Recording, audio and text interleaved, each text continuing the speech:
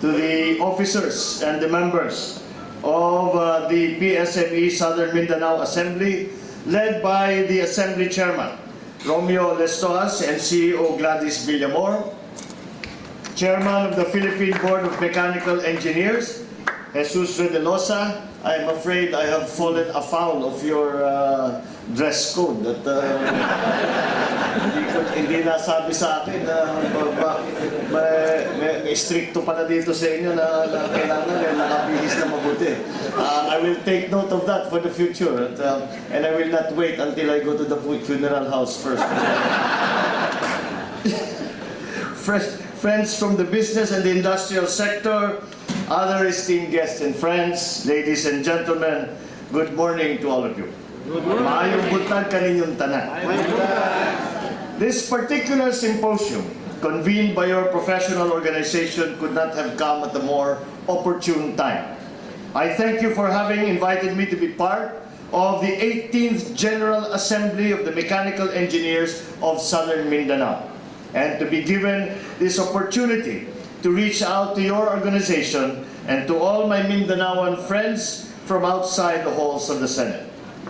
You are all perhaps aware that of what is going on within the halls of the Senate.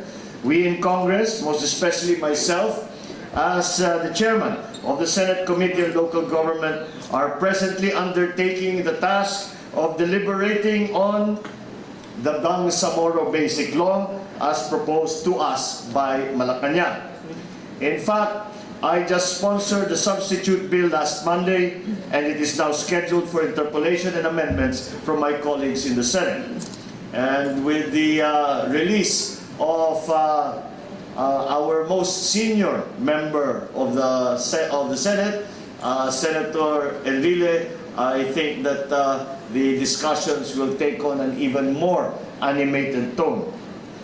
As mechanical engineers who have sworn to be the ethical vanguards of the formidable machines running in our plants and factories and keeping our economy ever vibrant and robust, especially here in this part of the country, who at the same time also depend on the industry sector for livelihood, you are collectively a distinct set of genuine stakeholders in this national exercise.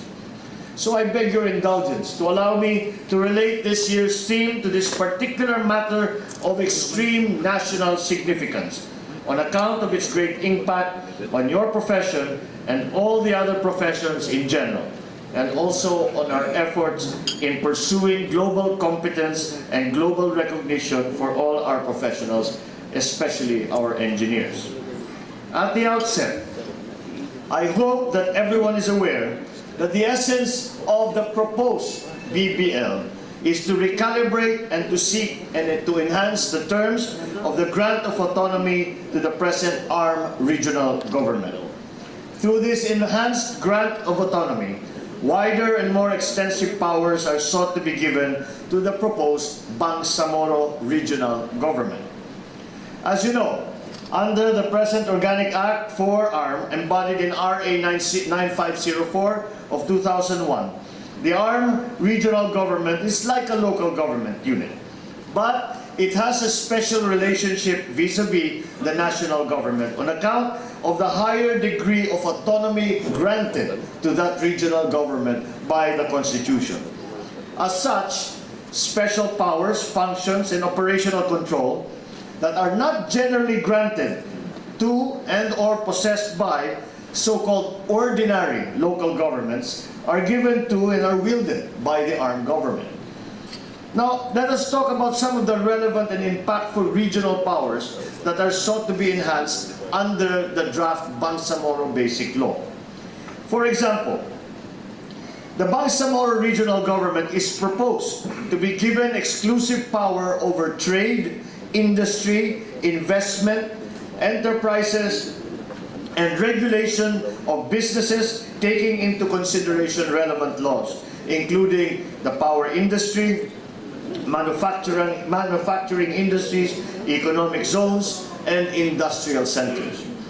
Considering that under the BBL, the Bangsamoro Parliament shall have, and I quote from the draft BBL, they shall have the authority to enact laws on matters that are within the powers and competencies of the Bangsamoro Regional Government.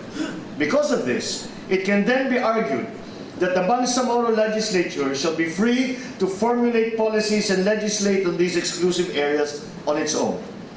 The Bangsamoro legislature can thus enact laws that could effectively amend, render inapplicable, or even entirely supplant important and relevant industrial laws that otherwise apply to the entire country without exception.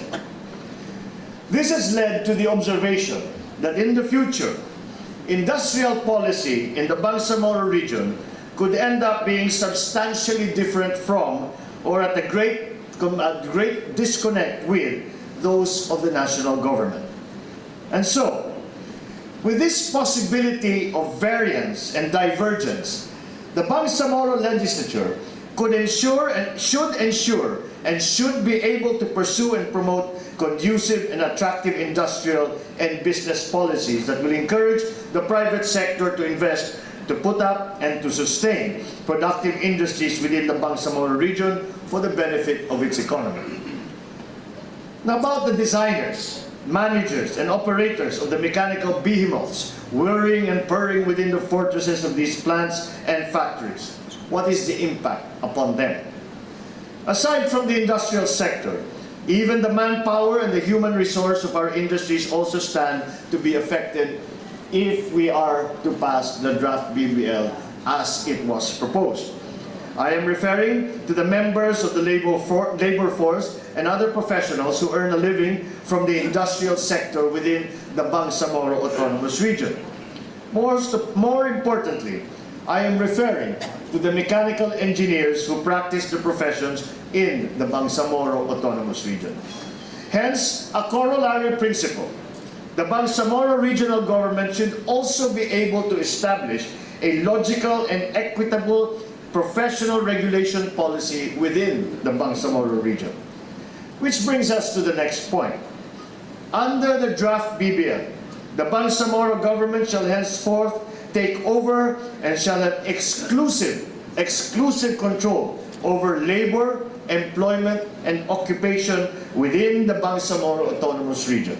Again, following that logic that I just used earlier, the Bangsamoro Parliament will be free to pass laws on these subjects to be made effective within its territory, and such laws shall prevail over relevant national laws that are in general application throughout the country, such as the Philippine Mechanical Engineering Act of 1998, RA 8495, the Labor Code of the Philippines, PD 442, the Professional Regulation Commission Act, RA 8981, and others. As a result, the Bangsamoro government could end up establishing a separate Department of Labor and Employment that would enforce labor laws, and a separate NLRC that would adjudicate the labor claims of employees. On the side of professionals, the Bangsamoro is also entitled to establish a separate Professional Regulatory Commission that shall regulate the professions and other licensed occupations, including the conduct of board exams and the admission to the practice. Unfortunately, with regard to the regulation of professions, of which mechanical engineering is one, there are no specific mechanisms in the draft BBL that aim to guarantee the highest possible standards for the ethical practice of professions and for admissions thereto. In fact, I wrote to the Professional Regulatory Commission about this. However, the PRC was not able to send us their opinions and recommendations to remedy the areas of uncertainty in the draft BBL. So all of these ruminations serve to pose a threat to the integrity of the mechanical engineering profession. Admission to, continued membership in, and practice of which are being regulated by 8495 or the Mechanical Engineering Act of 1998. What will happen to our full-fledged professionals? What will happen to you? Will you retain your status as such, having previously hurdled, not too long ago, the tests of competence and the bar of professional ethics quite a while back, some of you with flying colors. Thus, we will have to leave this matter up to the sound discretion of the Bangsamoro Regional Government to address accordingly, prudently, fairly, and equitably. Let's push the agreement a little further. What will be happening to those who are studying now, those currently reviewing the board exams? What will happen to those aspiring to become part of the professional disciplines in the future and who desire to practice the profession within the Bangsamoro Autonomous Region? Will they be governed by the same standards of competence and ethics? Will they be subjected to the same uniform procedures and tests for admission?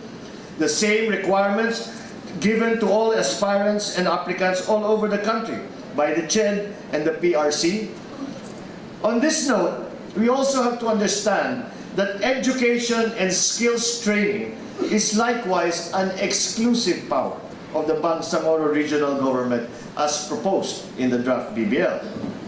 And as we are also inspired by the theme of achieving global professional recognition in this year's assembly, let us reflect on the impact of the BBL on the efforts of government, the private sector, and our higher educational institutions to attune the standards of our Philippine engineering education to global standards in an attempt to achieve substantial equivalence of our programs with those of and mutual recognition of our professional qualifications by developing countries. For example, the Washington Accord of the International Engineering Alliance that we are working so hard for to become part and signatory of. If we become a regular member of this international agreement, our professional engineers who shall be licensed by the PRC shall also automatically be authorized to practice in other member states, since our engineering programs and professional accreditation process would then be recognized as substantially equivalent of those in other member states. Right now, as you know, we are on provisional status, in fact, since May 2013. My office got in touch with the Philippine Technological Council yesterday, and we were told that we have a period of 4 years, plus an extension of 2 years within which to comply with the requirements to become a regular member and signatory of the Washington Accord. According to the PTC, our application is on the right track, and our chances are high. Hence, traces of the sweet smell of success are now soon being felt. Soon, the Filipino engineering program, the Filipino engineering graduate, and the Filipino licensed professional engineer will all finally become globally recognized. If the BBL passes, the Bangsamoro government, in the exercise of its exclusive powers, should be able to build on the progress and gains in this direction. It must ensure that the engineering programs within the Bangsamoro region will be attuned to the standards set by the national government, that they can also keep pace with the overall efforts so far made by the country in upgrading the programs and making them at par with global standards, such that the graduates of engineering programs within the Bangsamoro region will likewise be qualified to practice in other jurisdictions that are signatories to the Washington Accord. The functions and responsibilities of the mechanical engineer in the industry and in society have stably evolved over the years. They are already quite clear. Well established, even as we speak. Thus, the mechanical engineer's indispensable role and continued relevance to industry, not to mention their economic potential, is assured. Simply put, your practice, your roles, your niche, as well as your fair share of professional fees are already safely guaranteed by the present system. However, the lack of clarity and seamlessness in the transition of power and governance and the uncertainty in the continuity of policy and predictability in the regulation of both the industry and the engineering profession can trigger an unsettling feeling not only amongst the industry participants, all of you here, but also in the keen and concerned public servant like myself. Admittedly, the substitute bill that I filed with the Senate is still a work in progress. We no longer refer to it as the BBL, because the BBL is the draft that was given by the palace to both houses of Congress. And as I have said many times before, walang pag-asang pumasa ang BBL sa House of Representatives, walang pag-asang pumasa sa Senado. Kaya't ang aming ginawa ay gumawa kami ng substitute bill at ang ginawang short title is the Basic Law on the Bangsamoro Autonomous Region. We are beginning to call it the BL Bar. And admittedly, the BL Bar, or the substitute bill that I gave to the Senate, is still a work in progress and can still be further refined and improved. I beg to disagree with those who claim that it is anti-Moro or that it has no soul. For several months, I have tried to make it as fair, balanced, and inclusive as possible. In any event, we can still introduce refinements and amendments to the substitute bill to timely address noted deficiencies, weaknesses, and sometimes a lack of clarity. And then, no less than 14 senators will also avail of the opportunity to contribute to its improvement. The industrial sector of Mindanao, especially the mechanical engineers of Mindanao, can be assured of this humble public servant's continuing commitment to pursue fairness, balance, and inclusivity, and also, most importantly, to protect the industrial sector and the professionals who work there. I fervently hope that this can be my humble contribution to successfully ending our country's continued quest for that seemingly elusive and enigmatic formula for peace, justice, and development in Muslim Mindanao, and to strengthening of our integrity and unity as one Filipino nation. There is still much to be done in the Senate and in the House of Representatives, especially during this interpellation and amendment process. Whatever happens though, however your elected representatives and ultimately the people will decide, we are greatly comforted by the very crucial and very telling pledges that the mechanical engineers had made when you took your oath. As mechanical engineers, all of you have sworn to honor and respect the supreme authority of the state and the rule of law, the primacy of the general welfare, the fundamental rights of persons, and the obligation and privileges of citizens recognized and guaranteed by the Constitution of the Philippines. Further, you have sworn to be governed by the Golden Rule, the ideals of service to man and his environment, and the indispensability of an unwavering public confidence in your professional competence, integrity, and humanity. We count on you to live up to and make this pledge actual practice. I believe that as we gloriously push the peace process forward, step by step, you should reflect on these things that we have spoken about today. This will be a particularly and possibly the rarest time in your careers where you ought to feel and appreciate the transcendental primacy of your responsibilities to the state and to the community as you had sworn in your oath. As I had shared with the businessmen and mining engineers in my last visit to Davao last June, I firmly believe that at the end of the day, the ultimate desire and aspiration of all our countrymen, Muslims, non-Muslims, from the north, from the south, from all the parts of the Philippines, is in simple terms, lahat naman tayo, ang ating hinahanap, ang ating pinapanalangin, ang ating pinapangarap ay ang magandang buhay, or better and more fulfilling lives for ourselves, for our families, for their posterity, for our community, and for our country. And this is all the more true for the mechanical engineers who are known for your legendary Kahod Inhinyero brand of work ethic and dedication in your desire to uplift the quality of life of their families. We want the industrial sector and the mechanical engineering profession to always be strong and profitable. We do not want it to be purduy or lugi, bankrupt, just as much as we dread the prospect of walay pangita, especially for the mechanical engineers of Mindanao.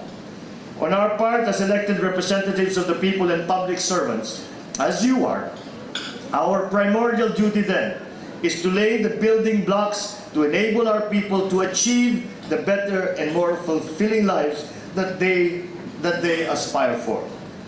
Hangad ko ay hindi lamang kapayapaan at kasarinlan ng ating mga kapatid sa Bangsamoro Autonomous Region, kundi pati na rin ang kanilang kasaganahan at kaunlaran at ng ating buong bansa. Asahan ninyo na ginagawa natin at gagawin pa ang lahat ng ating kakayahan na maging patas at maging tama. Tama para sa kapayapaan at kaunlaran ng Mindanao, tama para sa bansa, at tama para sa ating mga kababayan, lalong-lalo na para sa industriya at sa lahat ng mga inhinyerong mekanikal sa Mindanao. And with that, I thank you once again. Daghan na ako na istorya. So I thank you for your kind invitation. And I hope that everybody had a meaningful, thought-provoking, and will have a meaningful, thought-provoking, and productive symposium this year. Mabuhi ang Southern Mindanao Assembly ng Philippine Society of Mechanical Engineers. Mabuhi ang Mindanao. Mabuhi ang makasikanon nagkahiusa ug mauswagong Pilipinas. Daghang salamat ug maayong buntag kaninyong tanan.